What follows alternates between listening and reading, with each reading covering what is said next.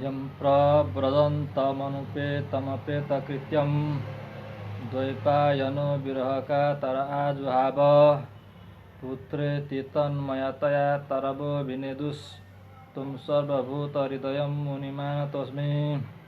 श्रीमद्भागवत महापुराण को जय। भक्तवत्सल भगवान को जय।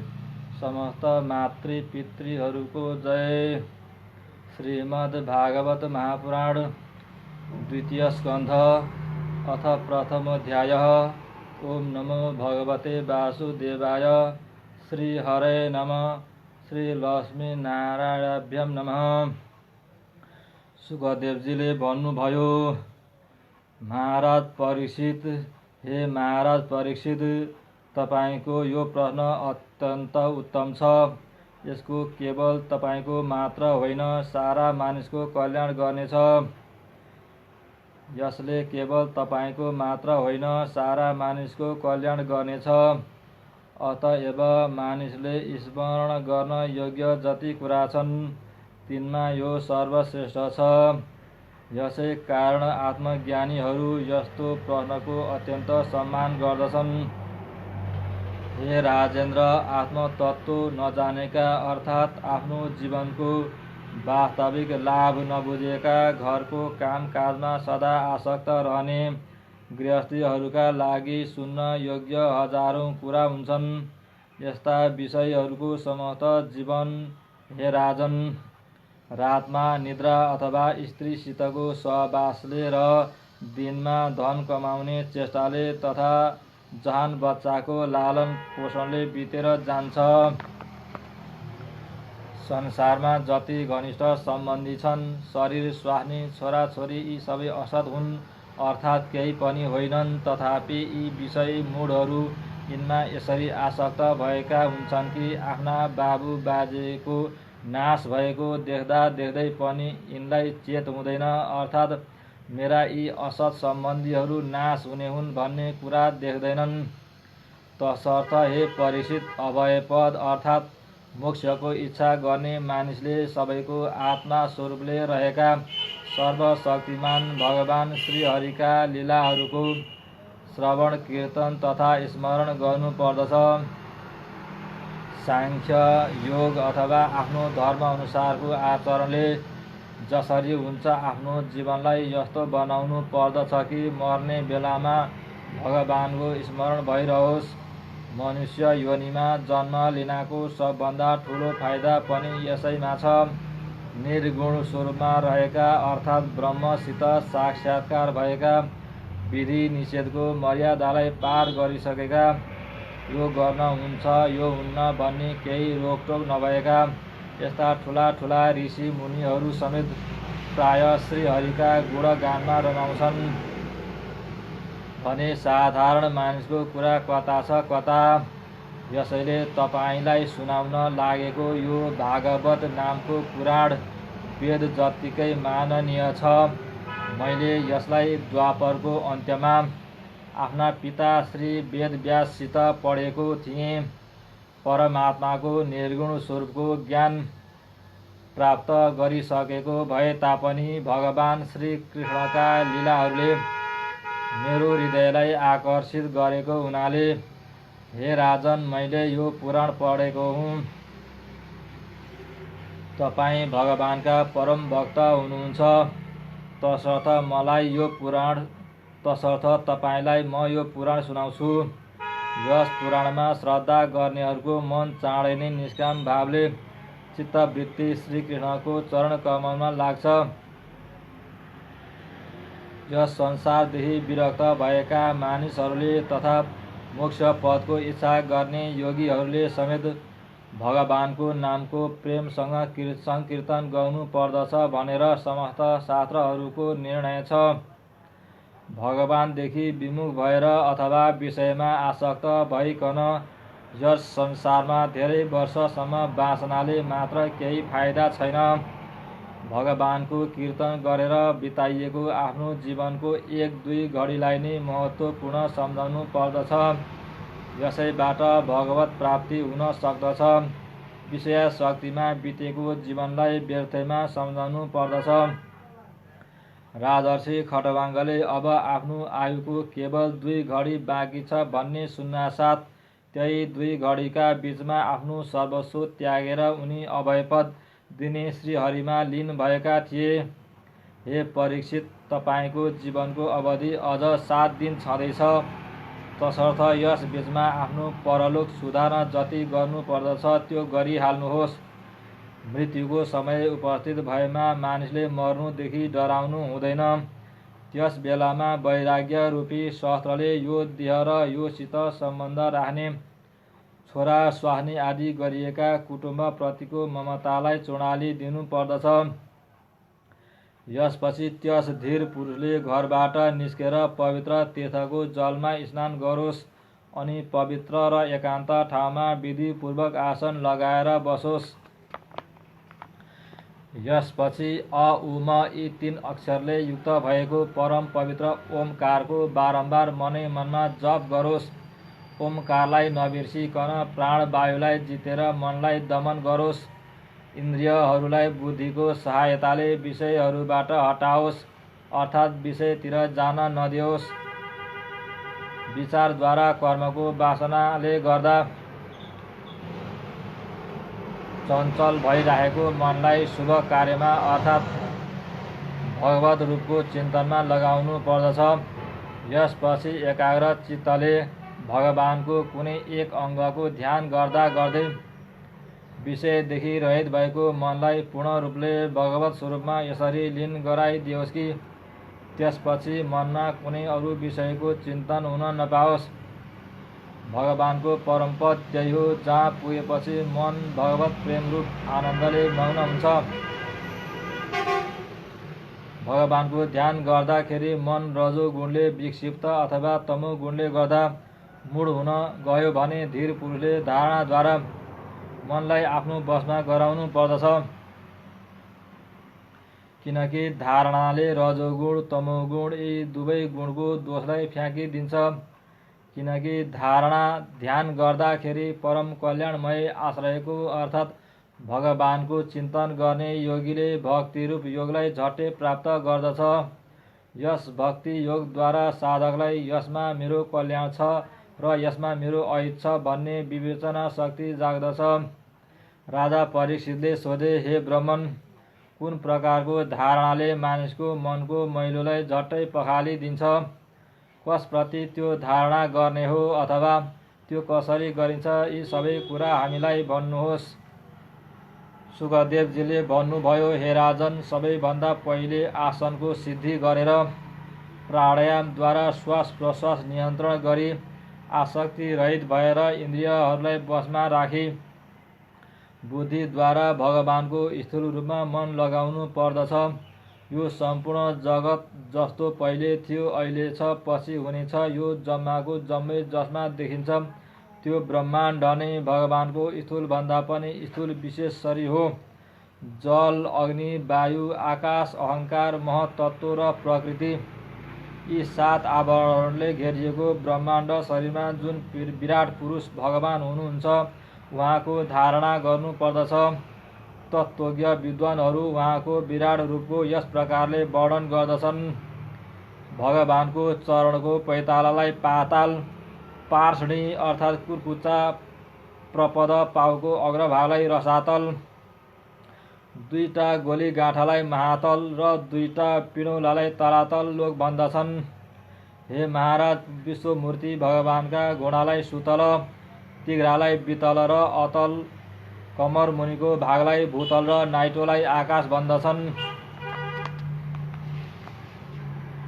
आदि पुरुष परमात्माको छातीलाई स्वरलोक, घाँटीलाई महरलोक, मुखलाई जनलोक र निधारलाई तपलोक भन्दछन्। 1000 शिर भएका भगवानको निधार नै सत्यलोक हो। इन्द्रादि देवताहरू ती परम पुरुषका हात हुन्। दिशाहरू कान र शब्द श्रवणेन्द्रिय हुन्। अश्विनी कुमार उनका नाकका 2 प्वाल हुन्। गन्ध घ्राणेन्द्रिय र बल्दो आगो उनको मुख हो। ती विष्णु भगवानका नेत्र गोलक अन्तरिक्ष हुन्। चक्षु इन्द्रिय सूर्य हुन्।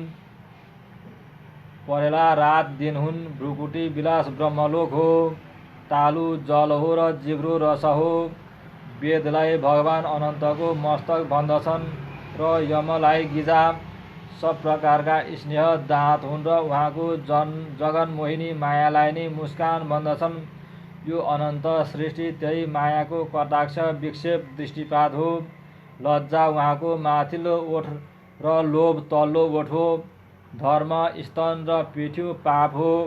प्रजापति भगवानको मूत्रेन्द्रिय हुन्। निद्रा वरुण अण्डकोश हुन्। समुद्र उहाँको काखी र पहाडहरू हाड हुन्।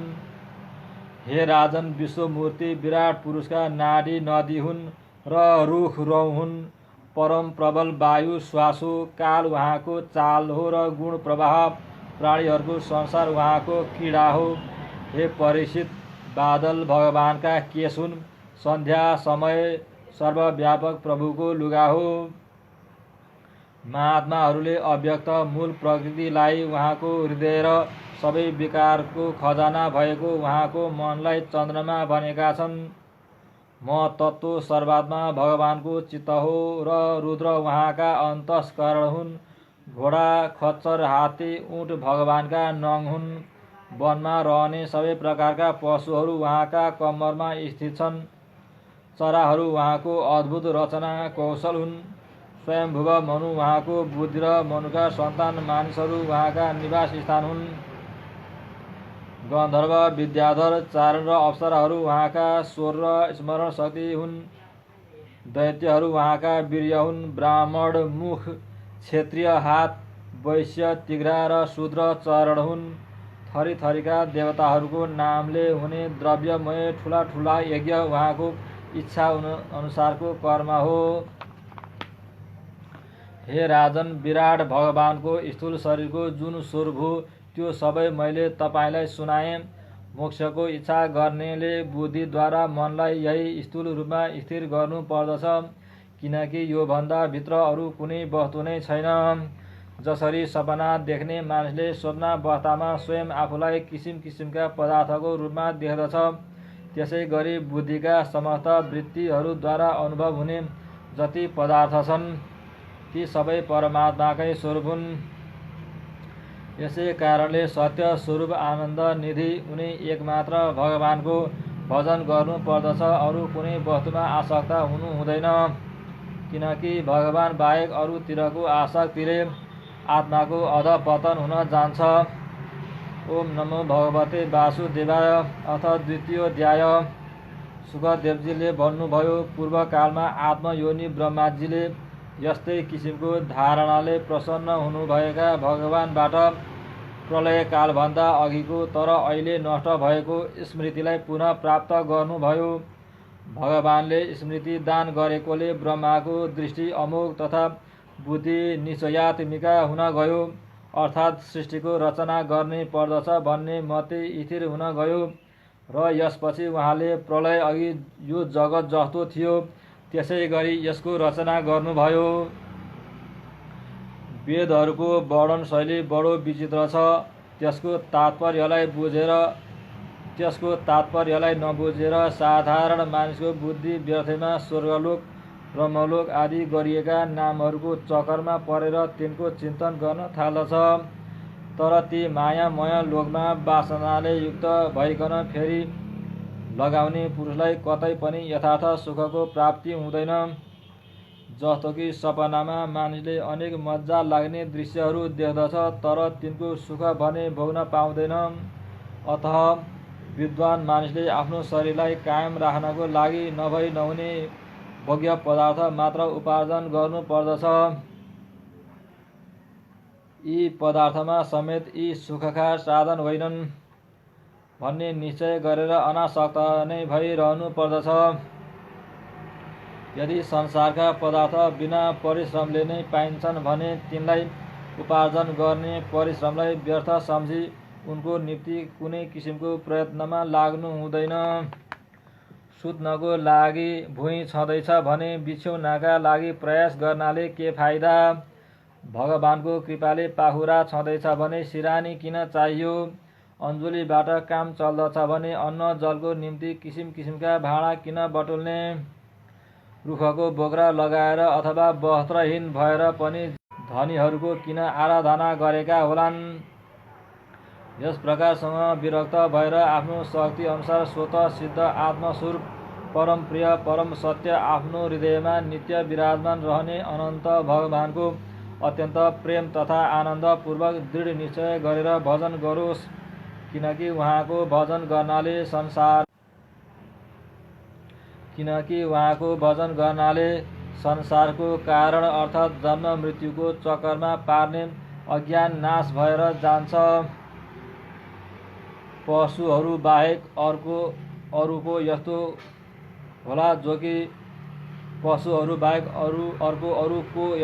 जो कि संसार रूपी वैतरणी नदीमा पार तरेर मानिसहरूले कर्मानुसार दुःख भोग्न लागेको देख्दै पनि भगवानका चिन्तन गर्न छाडेर विषय भोगपछि नै आफ्नो चित्त लगाउला। पशुहरू बाहेक अर्को यस्तो होला जो कि संसार रूपी वैतरणी नदीमा परेर मानिसहरूले कर्मानुसार दुःख भोग्न लागेको देख्दै पनि भगवानका चिन्तन गर्न छाडेर विषय भोगपछि नै आफ्नो चित्त लगाउला।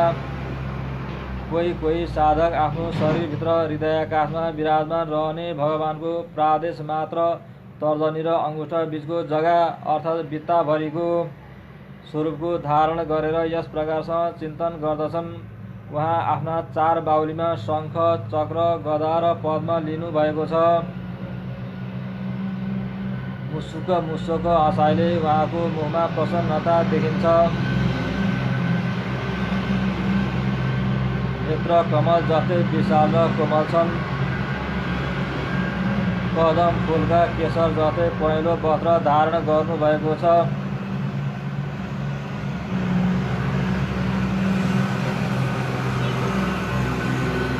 हातमा बहुमूल्य रत्न जडिएका सुनका बाजुबन्द शोभायमान छन्। शिरमा मणिमय मुकुट र कानमा कुण्डल झलमल्ल भइरहेका छन्। उहाँको चरण कमल योगेश्वरहरूद्वारा उनको फुलेको हृदय कमलको कर्णिका माथि राखिएको छ। छातीमा श्रीवत्सको चिन्ह छ। घाँटीमा कौस्तुभ मणि लर्किरहेको छ र उहाँ कहिले पनि नौइलाउने वनमालाले सुशोभित हुनुहुन्छ। कम्मरमा करधनी र औँलामा औँठी, पाउमा पाउजेब, पाखुरामा कङ्गन, पाउमा नुपुर आदि बहुमूल्य आभूषणले शोभित हुनुभएको छ। चिल्लो निर्मल घुङ्गुरिएको तथा निलो आकाशको झुप्पाले सुशोभित भएको उहाँको मुखकमल मुसुकको हँसाइले गर्दा अत्यन्त सुन्दर देखिन्छ। उदारमयी लीलाले युक्त भएको हास्य सहितको हेराइले गर्दा सुशोभित भइरहेको उहाँको भ्रुकुटी विलासले आँखी भौँ फरफराउनाले भक्तजनहरू माथिको महान अनुग्रह प्रकट गरिरहेको छ। यस प्रकारको धारणाद्वारा मन स्थिर नभएसम्म चिन्तन स्वरूप भगवानलाई बारम्बार सम्झिरहन्छ। भगवानको चरणदेखि मुसुक हाँसिरहेको मुहारसम्मको समस्त अङ्गलाई एक एक गरी बुद्धिद्वारा ध्यान गरोस्। जति जति बुद्धि शुद्ध हुँदै गयो उति चित्त पनि स्थिर हुँदै जान्छ। स्थिर भएको चित्तद्वारा एउटा अङ्गको ध्यान ठिक भएपछि त्यसलाई छाडेर माथिका अङ्गको ध्यान गर्नुपर्दछ। ब्रह्मादि देवताहरूभन्दा पनि ठुला यी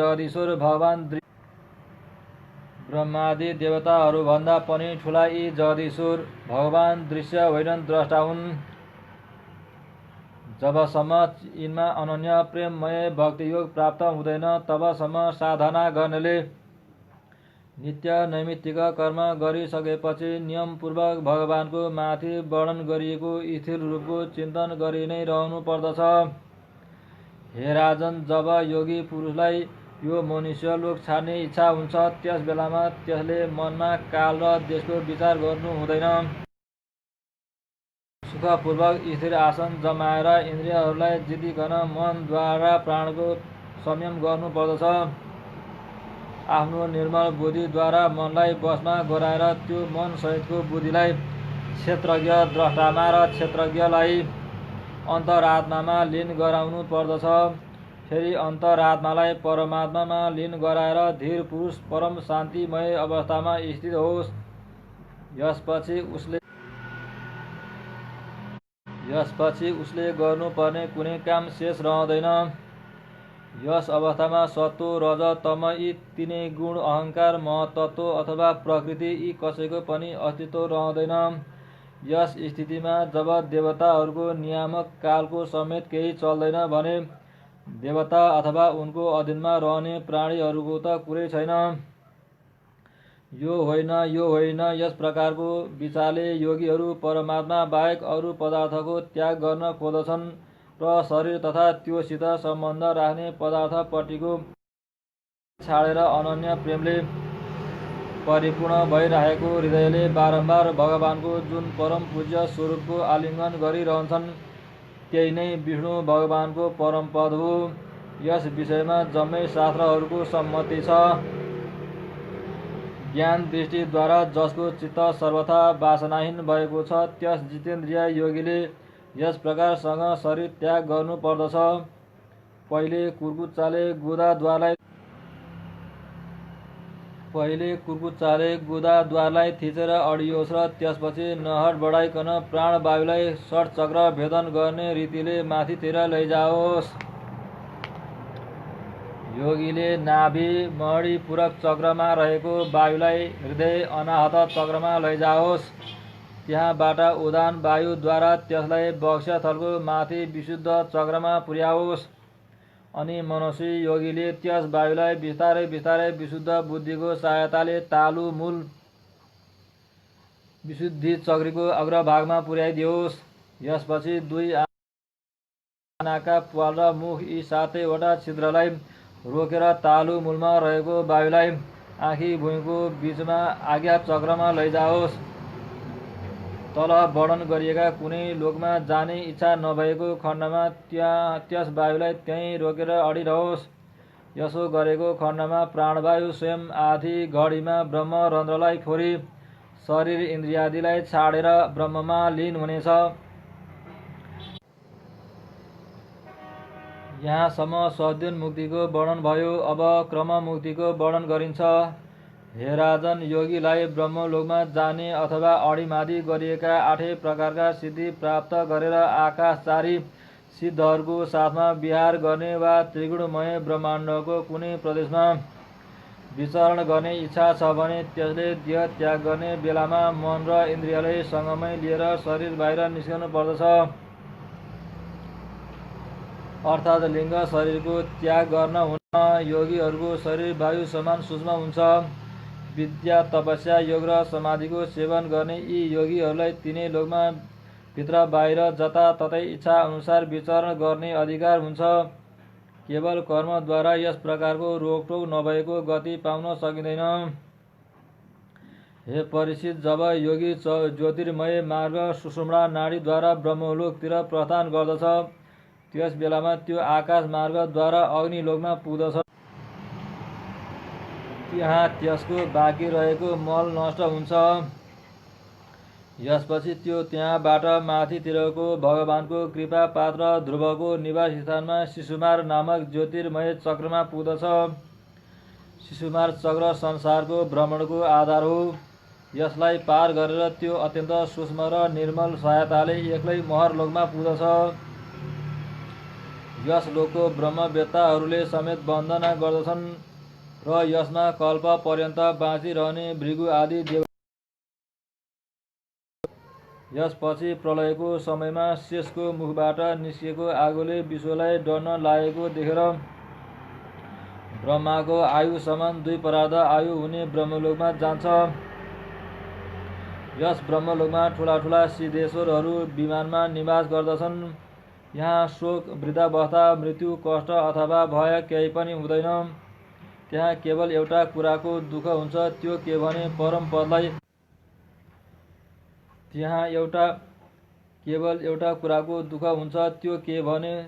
परम पदलाई नजानेकाहरूका जन्म मृत्युमय अत्यन्त घोर सङ्कट देख्दा दयावश त्यहाँ बस्नेहरूको हृदयमा बडो व्यथा हुन्छ। सत्यलोकमा पुगेपछि त्यो योगी विष्णु पदलाई प्राप्त गर्नको निम्ति ब्रह्माण्डका 7 आवरणलाई यस प्रकारसँग पार गर्दछ। सबभन्दा पहिले त्यसले आफ्नो सूक्ष्म शरीरलाई निर्भय भइकन अर्थात् शङ्का रहित भएर पृथ्वीमा मिलाइदिन्छ।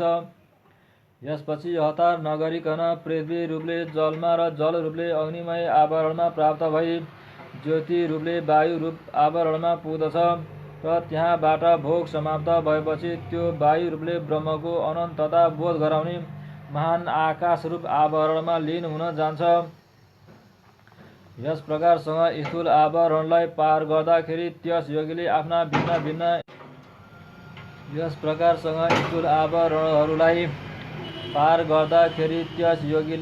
भिन्न भिन्न इन्द्रियहरूलाई उनीहरूको सूक्ष्म अधिष्ठानमा लीन गराइदिन्छ। घ्राणेन्द्रिय गन्ध तन्मात्रामा, रसना तन्मात्रामा, नेत्र रूप तन्मात्रामा, त्वचा स्पर्श तन्मात्रामा, श्रोत्र शब्द तन्मात्रामा र प्राण अर्थात् कर्मेन्द्रियहरू आफ्ना प्राप्त भइकन आफ्ना सूक्ष्म स्वरूपमा लीन हुन पुग्दछन्। यस प्रकारले योगी पञ्चभूतको स्थूल सूक्ष्म आवरणहरूलाई पार गरी अहङ्कारमा प्रवेश गर्दछ। त्यस समयमा त्यो सूक्ष्म भूतहरूलाई तामस अहङ्कारमा, इन्द्रियहरूलाई राजस अहङ्कारमा तथा मन र इन्द्रियहरूका अधिष्ठाता देवताहरूलाई सात्विक अहङ्कारमा लीन गराइदिन्छ।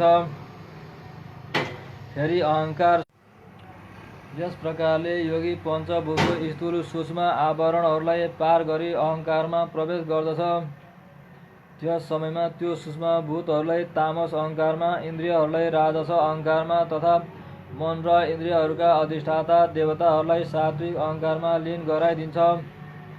फेरि अहङ्कार सहित लयरूप गतिद्वारा महत्तत्वमा प्रवेश गरी अन्त्यमा समस्त गुणहरूकै लय स्थान प्रकृति रूप आवरणमा गएर मिल्दछ। परीक्षित महाराज, महाप्रलयको समयमा प्रकृति रूप आवरणको समेत लय भएपछि त्यो योगी स्वयं आनन्द स्वरूप भइकन आनन्द स्वरूप शान्त परमात्मामा प्राप्त हुन्छ। जो मानिसलाई यो परमात्मा गति प्राप्त हुन्छ त्यसले फेरि यस संसारमा आउनु पर्दैन। हे राजन, तपाईँको प्रश्न अनुसार मैले वेदोक्त द्विविध सनातन मार्ग सद्योन्मुक्ति र क्रमश मुक्तिको वर्णन गरिदिएँ। पूर्वकालमा किनकि बुद्धि आदि दृश्य पदार्थ उहाँका अनुमान गराउने लक्षण हुन्, उहाँ त यी सबैका साक्षी एक द्रष्टा हुनुहुन्छ। अर्थात् मन बुद्धि आदिको विकार देख्दा सब थाहा पाउने